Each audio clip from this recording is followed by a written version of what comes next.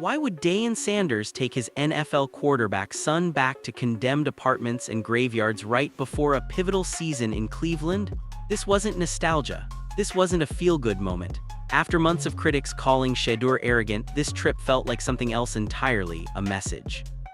Before Shedeur Sanders ever took a meaningful NFL snap, the narrative was already written for him. Confident, flashy, entitled. During the draft process, certain analysts questioned his body language in interviews. Some media voices suggested he carried himself like a guaranteed star instead of a player fighting for his spot.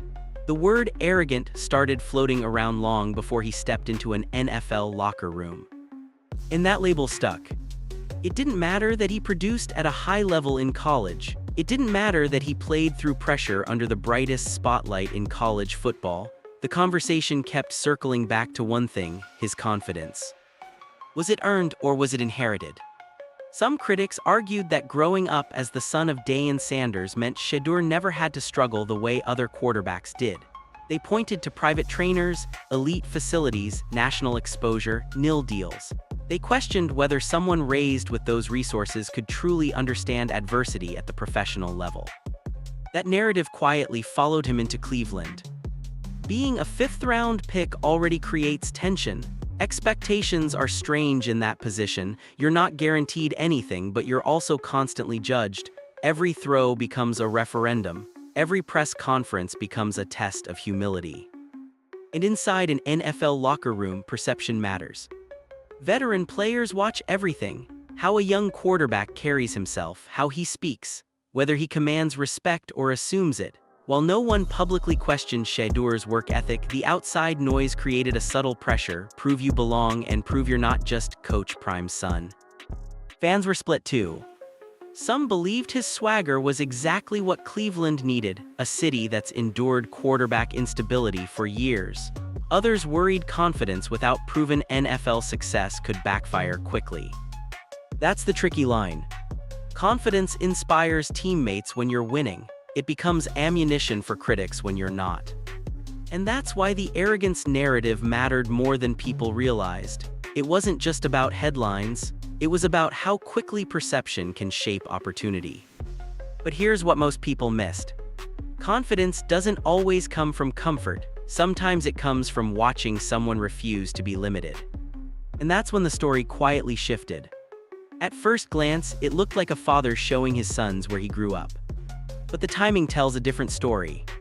Right before a crucial stretch in Shedeur's NFL journey, Deion Sanders took him back to Fort Myers, not the polished parts, not the highlight reel version. He took him to the condemned apartments, Building 7C, the cracked pavement, the patch of grass where a milk jug doubled as a football. That wasn't random. It was deliberate. Shedeur grew up around private quarterbacks coaches, elite training facilities, national cameras. His father made sure he had access to everything he never did, but access can create distance from struggle, and struggle is where identity is formed. Standing in front of that old apartment complex, Deion didn't talk about trophies. He didn't talk about fame. He talked about survival, about neighbors making sure he got to school, about a community that protected its own when resources were thin. That lesson matters in the NFL. Because in a professional locker room, survival looks different. It's not about food or safety. It's about earning trust. It's about accountability. It's about whether teammates believe you'll stand tall when things collapse. And Cleveland is not an easy market for quarterbacks. Every interception becomes a headline. Every losing streak becomes a referendum. The franchise has cycled through starters for years. Stability isn't given there, it's earned under pressure. So when Deion pointed to that patch of grass and said, "That's where I learned to play football," he wasn't reminiscing. He was reframing adversity. No youth camps, no personal trainers, just imagination and hunger. The contrast between father and son couldn't have been clearer. One learned with a milk jug, the other trained with state-of-the-art equipment. But that contrast wasn't meant to create guilt. It was meant to create perspective. Because perspective changes how you handle pressure. When you understand what it costs to build opportunity, you treat opportunity differently. Some fans saw the video and thought it was emotional. Others called it powerful. A few critics online suggested it was calculated, a subtle PR move ahead of another scrutinized season. There's no confirmed proof of that. But what is clear is this: timing matters. And just when the arrogance narrative felt loudest, Shedeur stood in front of the place that shaped his father's resilience. But the real shift happened a few blocks away in the dark. The apartment complex explained the poverty. The graveyard explained the mentality. A few blocks from that building, on a road with no streetlights, young Deion Sanders used to wait for car headlights to flash in the distance. The moment the light hit the pavement, he and the other kids would take off sprinting full speed through darkness, straight toward a graveyard. Not for fun. Out of fear. No lights, no security, just imagination running wild in the dark. The faster you ran, the sooner you got home. That's how he says he built his speed. Not from a performance lab, not from elite training metrics, from adrenaline, from survival, from wanting to get out of there as fast as possible. And that story hits differently when you place it next to the NFL conversation surrounding Shedeur. Because pressure in the league feels like darkness, too. No matter how talented you are, once you're under center, everything speeds up. The pass rush closes faster, the windows shrink, the noise gets louder, especially in a city like Cleveland where quarterback struggles have haunted the franchise for years.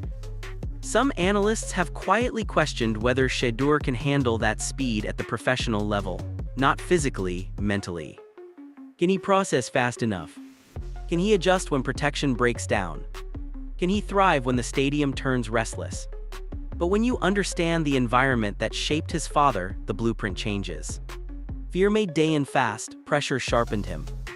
And whether people want to admit it or not, that mentality has been drilled into Shedeur his entire life. He didn't grow up sprinting through graveyards, but he grew up hearing why his father did. That's generational conditioning. It's not about recreating hardship, it's about understanding it. Some fans online reacted strongly to the graveyard story. They called it powerful. Others questioned whether it was being dramatized. A few skeptics suggested stories like that are meant to build mythology around a player. There's no verified way to measure that. But the symbolism is undeniable. When you've been taught that fear is fuel, pressure doesn't look the same anymore. And that's when the conversation around Shedeur's confidence starts to shift. Because what critics label as arrogance might actually be insulation. But then something happened during that visit that made this bigger than just father and son. Then came the moment no one scripted. As Deion and his son stood outside the old apartments, a resident stepped out. He looked unsure, slightly nervous, like he couldn't quite process what he was seeing. A Hall of Famer, standing in front of the same buildings he once called home. For a second, the energy shifted. It wasn't about football, it wasn't about Cleveland, it wasn't about draft narratives. It was about proof. Shiloh had to calmly explain who his father was, not in a bragging way, but in a grounding way. "You know that's Deion, prime time." The recognition hit. The resident admitted he felt nervous, overwhelmed. And that reaction said more than any speech could. Because when someone from your exact surroundings makes it out, and not just makes it out, but becomes globally recognized, it does something psychological. It interrupts limitation. It challenges what feels possible.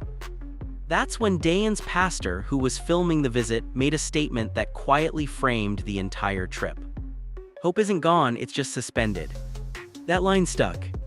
Suspended hope means the belief is still there, it's just buried under circumstance, under bills, under broken infrastructure, under statistics that say kids from here rarely make it to the league.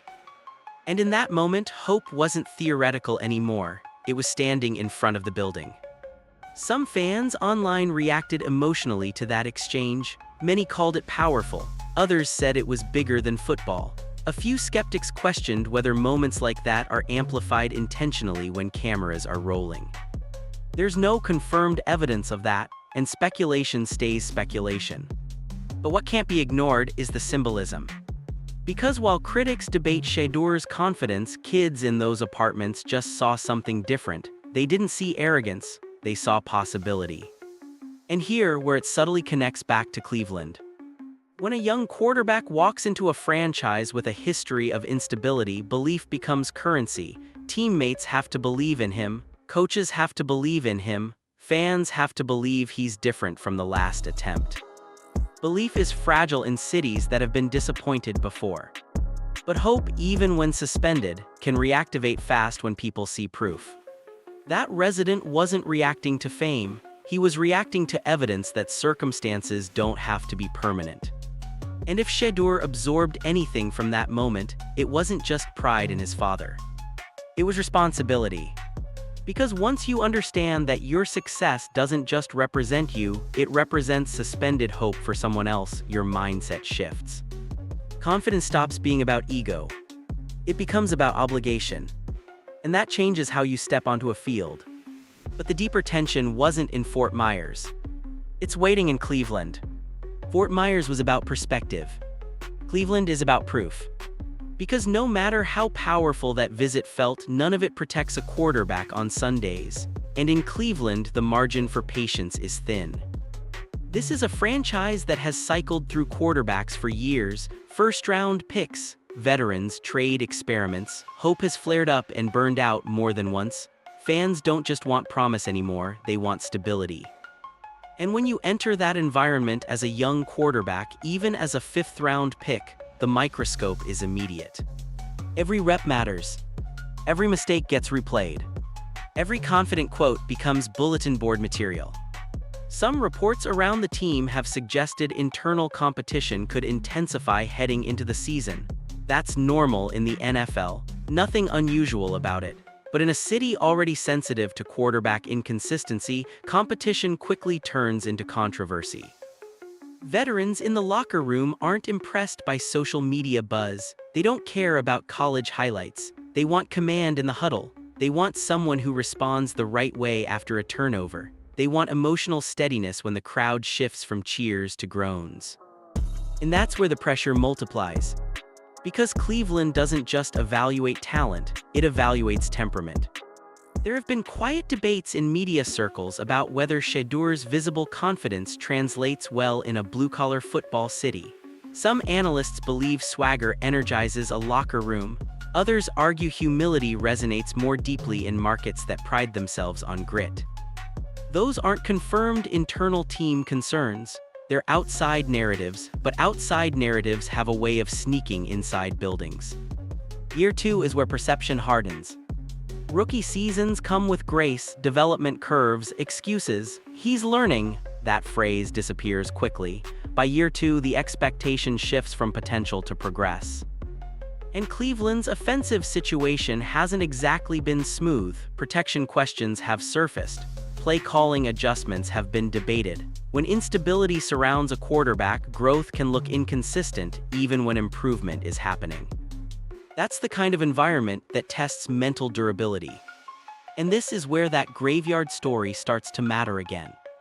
Because pressure in the NFL feels a lot like darkness closing in, the pass rush feels faster, the pocket collapses quicker, the noise grows louder with each stalled drive.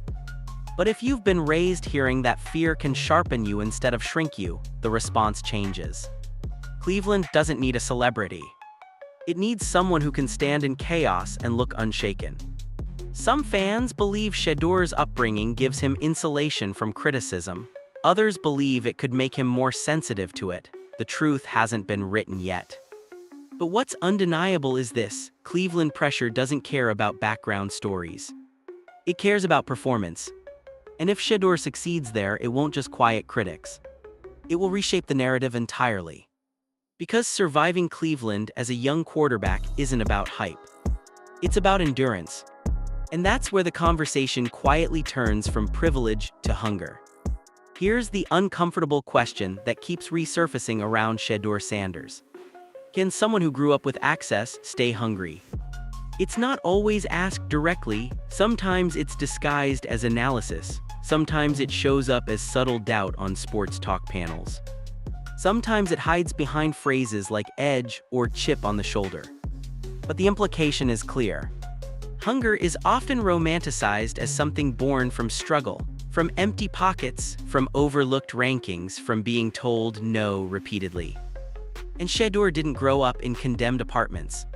He didn't learn football with a milk jug. He didn't sprint through graveyards with no streetlights. His father, Deion Sanders, made sure of that. So critics connect dots that feel logical on the surface.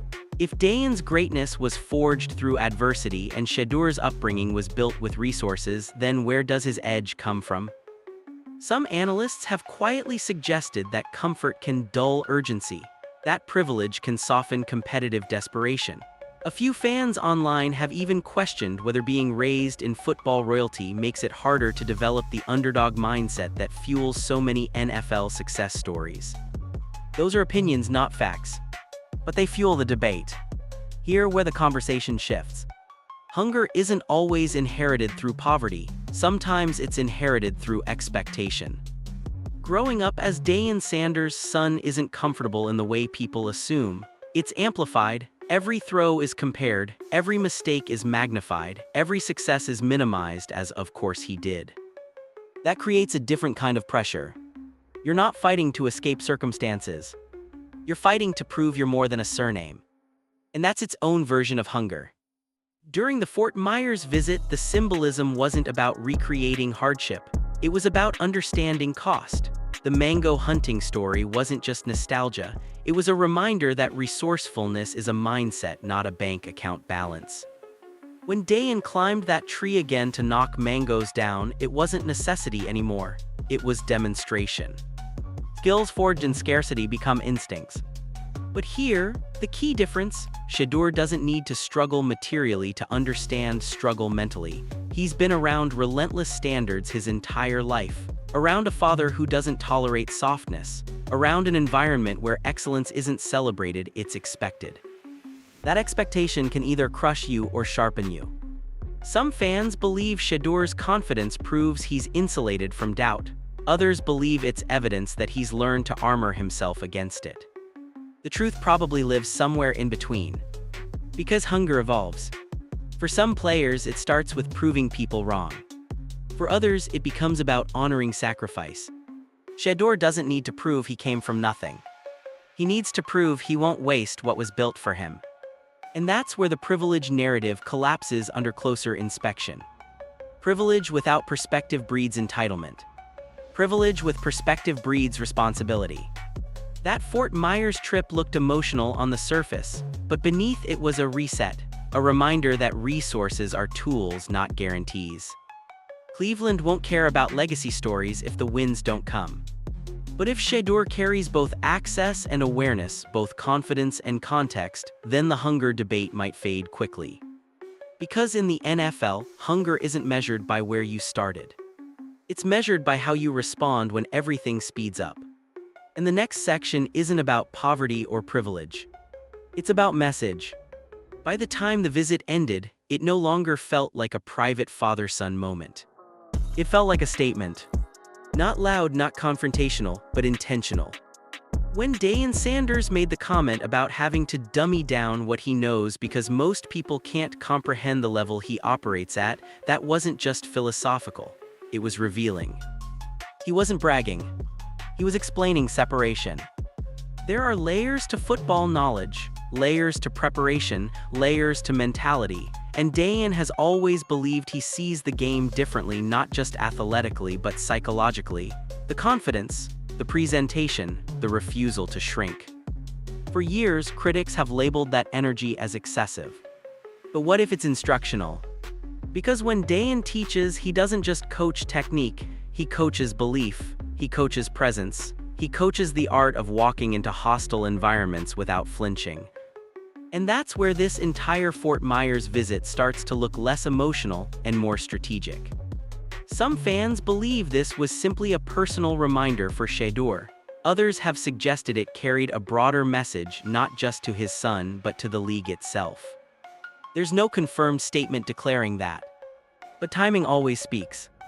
This happened as conversations around Shedeur's readiness continued, as media debates around his confidence resurfaced, as questions about Cleveland's quarterback future hovered in the background.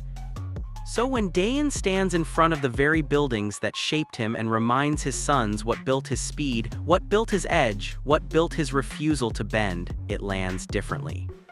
It subtly reframes the narrative. Instead of defending Shedeur verbally against critics, Deion showed context. Instead of arguing about arrogance, he demonstrated origin. That's a different kind of response. And if you zoom out, the message extends beyond Cleveland. The NFL often struggles with confidence presentation. Players who speak boldly are labeled one way. Players who stay quiet are labeled another. The line between swagger and disrespect is thin and often subjective. Deion built a Hall of Fame career walking that exact line. He was criticized early, called flashy, called too loud, told to tone it down. He didn't.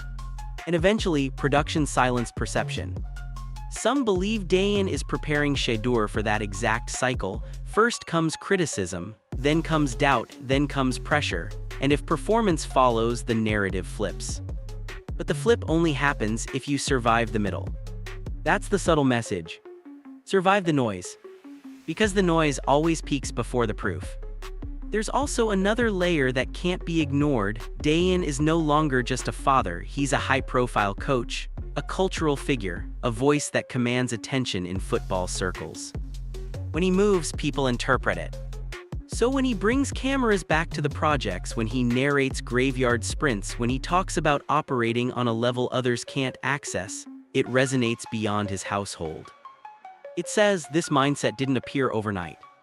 It was built, and it's being passed down intentionally. Some skeptics might argue moments like this are brand building, that they reinforce the prime persona, that they maintain relevance. There's no verified evidence to confirm intent beyond what was shown. But intent doesn't erase impact. And the impact was clear. This wasn't nostalgia, it was reinforcement. Reinforcement that confidence has roots. Reinforcement that perspective fuels performance. Reinforcement that legacy isn't about copying struggle, it's about honoring it through excellence. If this was a message to Cleveland, it wasn't aggressive. It was calm. It said, before you judge the posture, understand the path. Before you label the confidence, understand the conditioning. Before you question the hunger, understand the history. And if Shedeur internalizes that fully, then the league won't be debating arrogance much longer. They'll be debating results. Because in the NFL, perception only lasts until performance speaks. And when performance finally does, the narrative rarely survives intact. At the surface, it looked like a sentimental trip. A father revisiting old buildings, a family walking through memories, a few emotional stories about milk jugs and mango trees. But if you step back, the meaning runs deeper. This wasn't about nostalgia. It was about responsibility. When Deion Sanders brought Shedeur back to those condemned apartments in Fort Myers, he wasn't trying to recreate struggle. He wasn't trying to dramatize the past. He was clarifying the cost of opportunity. There's a difference. Nostalgia looks backward and lingers. Responsibility looks backward and recalibrates. For months, the conversation around Shedeur has hovered around one theme: confidence. Some call it composure, some call it swagger, some call it arrogance. The label changes depending on who's speaking. But labels are easy when you ignore context. Context is harder. Context is a child learning football with a milk jug because there wasn't a real one available. Context is sprinting through graveyards in the dark because fear sharpens speed. Context is neighbors making sure you get to school when your parent has to work. That's the soil the Sanders mentality grew from. Shedeur didn't grow up inside that soil. He grew up benefiting from it. And that's where responsibility enters the picture. Privilege without understanding can create entitlement, but privilege with understanding creates obligation. An obligation to maximize what was built for you, an obligation to treat opportunity like something fragile, not guaranteed. That Fort Myers visit was a reset button.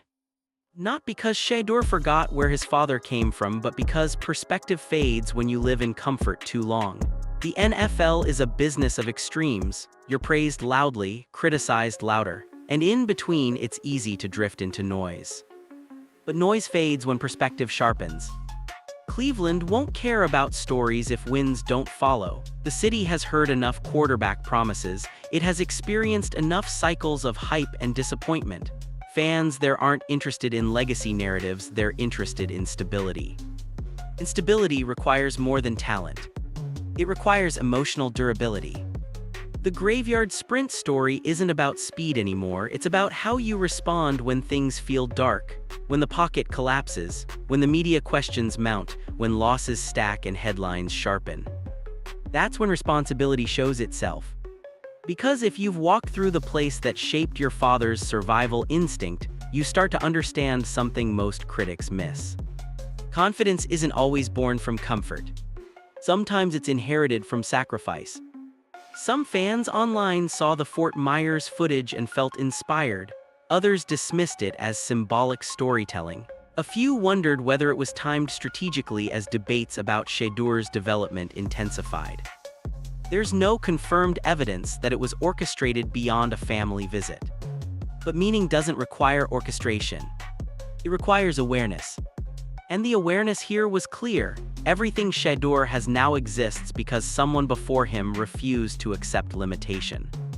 That realization changes posture. It changes preparation. It changes how you step into a huddle when doubt creeps in. Responsibility shifts confidence from ego to stewardship. Instead of "I belong because I'm talented," it becomes "I belong because I won't waste what was built." That's a different mindset entirely. And that's why this moment matters beyond social media clips. The NFL doesn't protect last names. It doesn't protect hype. It doesn't protect narratives. It exposes them. If Shedeur falters, critics will point to privilege again. If he thrives, the conversation will shift to poise and preparation. That's the cycle. But what Fort Myers revealed is something quieter. It revealed that behind the visible confidence is an invisible framework, one built on stories of scarcity, fear, and refusal to fold. This wasn't about proving anyone wrong. It wasn't about defending against media criticism. It was about alignment. Aligning opportunity with origin. Aligning comfort with context. Aligning talent with responsibility. Because once you truly understand what it costs to create your platform, wasting it becomes unthinkable. That's not nostalgia. That's legacy management. And if Shedeur carries that into Cleveland, if he blends modern resources with inherited resilience, then the debate about arrogance may fade on its own. Because performance has a way of rewriting perception. In the end, the condemned apartments weren't the headline. The graveyard wasn't the headline. The milk jug wasn't the headline. The headline was this: a father made sure his son understood that confidence without perspective is fragile. But confidence anchored in sacrifice, that travels differently. And Cleveland is about to find out which version shows up.